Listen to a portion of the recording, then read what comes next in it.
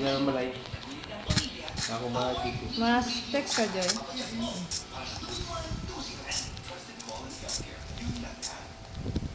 Oh my God. GG.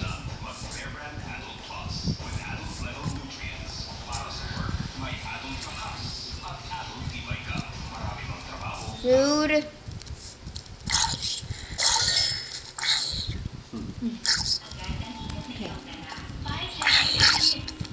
Si Auntie, ang pangalan ni Auntie. Yan, itikta ng yung bakla.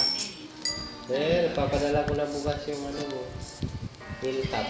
Magbili ka na ng baril mo. Dapat dito ka na magbili sa akin ng baril. Ah, matagal. Wala na.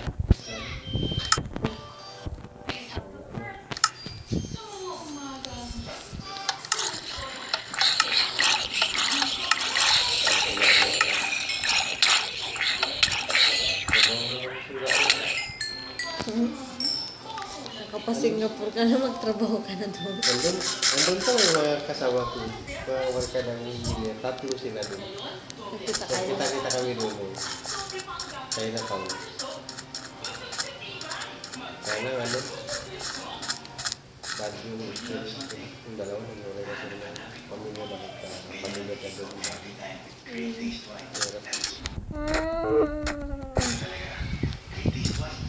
Balik ng Pilipinas, 9 years na siya doon. Siya? May pamilya mo siya doon. Hindi alam na kasama mo. Dito. Facing 1, sim 2. Smart. Sim 2. Sa green.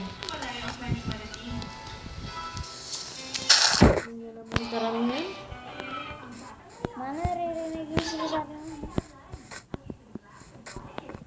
Just an FYI. Ah, ano sabi mo? Oo ka na, guy. Narinig niya. Magtago ka na. Hinanap ka ni Bibi. Mag-duty ka na.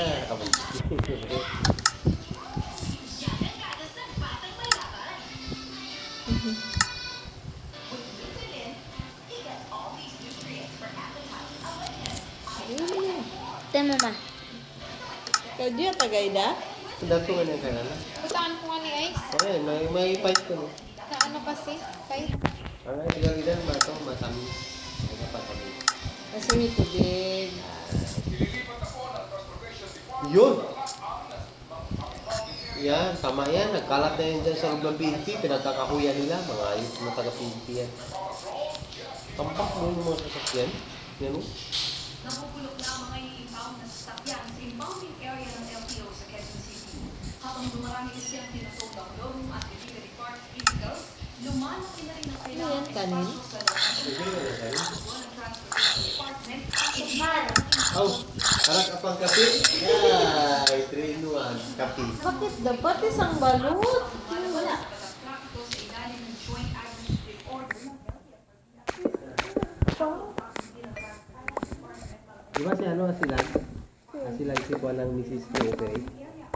Mali talaga si Bibit. Ito dapat talaga ibang kalatan na itong bad talaga siya. Alam mo, may kapitback ka na po. Bato nga niya sa kahit niya ito. Oh, worst thing ever. Yeah. Plado ni Juan niya ito na ito nga niya kung batong bad ni Bibit.